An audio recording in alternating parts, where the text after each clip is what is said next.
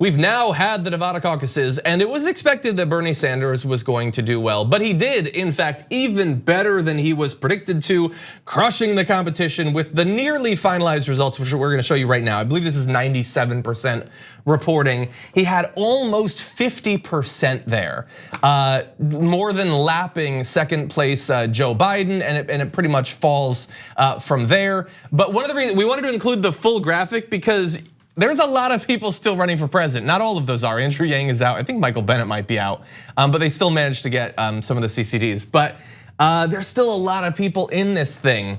But in terms of the actual support, it seems to be coalescing around a number of names. Now you're not seeing Mike Bloomberg there because he's not running in the first 4 contests because he's a billionaire and he's better than you and I. He doesn't have to.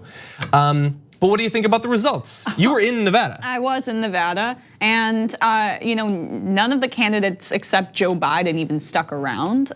So Bernie was in San Antonio, I believe. Elizabeth Warren went all the way, to Seattle to campaign because people pretty much knew what was gonna happen. So I went to a Biden event where he took some digs at Bernie about how Russia wants to get him elected, wah, wah. But it was great. I mean, what was really cool was to see how the culinary union workers kind of bucked leadership.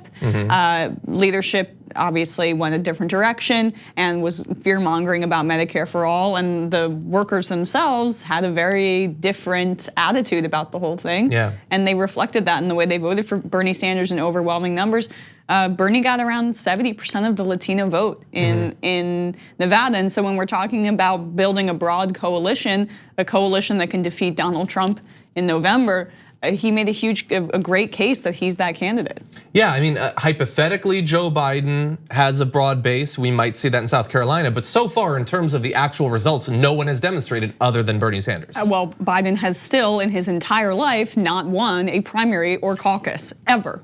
Still the most electable though. Still the most electable without having won anything apparently. Yeah. And second place was the best he's ever done. Exactly, That's. So congrats for Joe Biden. Congrats. I mean, they were cheering for second place at his campaign party. So, yeah. I tweeted. So I was relaxing in Catalina. No big deal. It was a wedding present. But anyway, I was having a good time. But we did. My wife and I are both, obviously politics nerds. So we spent hours watching the results come in from our hotel room, and so we watched all the the speeches. So hypothetically, all of the candidates give speeches, but in effect, they all give victory speeches, even though there's only one winner. All of them are like, "You've done it. Nobody said it could be done, but we got 4th." Right. And so my favorite victory speech was the one from the victor. But anyway, also an important note, and when I first saw people tweeting this, I didn't believe that it was true. But this is the first time a Dem or GOP candidate has won the popular vote in all 3 early states: Iowa, New Hampshire, and Nevada. I can't believe that that's the first time. Someone was saying Al Gore did it. Yeah? Someone was saying that because I retweeted it and then got some responses like actually, and I unretweeted. Yeah, I retweeted what it was a very good Photoshop job. It was another one of those, hey, Bernie won, but if you add up all the other people, and it turned out it wasn't real. It's just exactly what all of the mainstream media has been doing, so I was duped. Right. But anyway, it was a great Photoshop job. Idiot. I am an idiot, I am. But that's so take a look at that. And so I have an op-ed out right now. It's in the Hill. It's what if Bernie has already won this thing? And I wrote that, it was published after Nevada, but I wrote it before Nevada, projecting that he would do well. But in the op-ed, which you should read, I make the case that I don't, in my entire lifetime, no candidate has at this point, who's not running for re-election, had this strong of a position in the primary. And that was before we knew that he would be this history-making person, at least going back to Al Gore, possibly longer. If that was Biden or if it was Buttigieg or Klobuchar or whoever, the media would be crowing it from the rooftops. But now it's I saw it on polling numbers on Twitter, and that's it. Well, they're crowing about different things. They're actually just bleeding from their eyes. That's called tears. It's a medical condition. A villain from a Bond movie has that. I have not had enough of my coffee yet, right? Yeah. But they're whining and crying and very upset. And it goes to show that this is this strong of a position. They know it's sinking in for them that Bernie Sanders is very likely to be the Democratic nominee, knock on wood.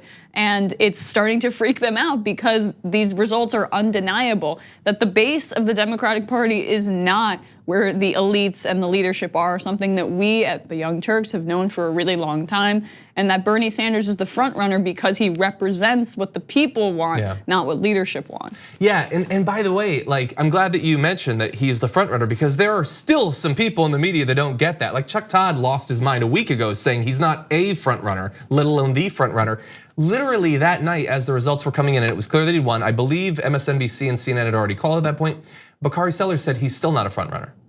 Bakari Sellers, he won the first 3. You know what? That reminds me, we had some Twitter spat a year ago where I said Bernie would win South Carolina, and he says no chance. So I'm gonna have to dig up that old conversation, and we'll see on Saturday. I wouldn't bet every dollar I have on that yet. He could still come in second in South Carolina, but he could. But look, Biden is overrepresented in every poll, and Bernie is underrepresented in every poll. Yeah. And I mean, the numbers are starting to really align and come close with those two. Yeah.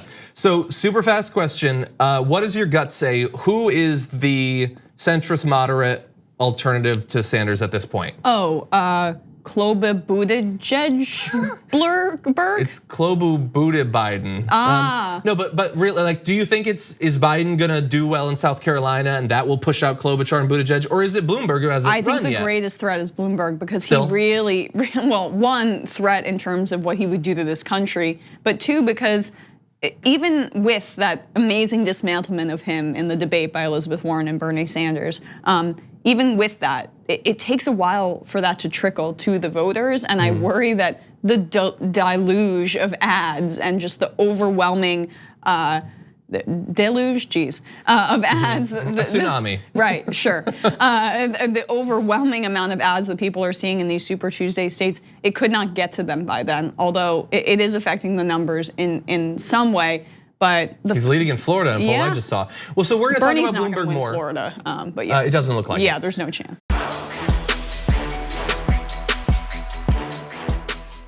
For more political news breakdowns, interviews, stories of activism, and me trying my hardest to care about the occasional big celebrity news story, subscribe to our YouTube channel at youtube.com/The Damage Report. And you can ring the bell wherever it is so you don't miss anything.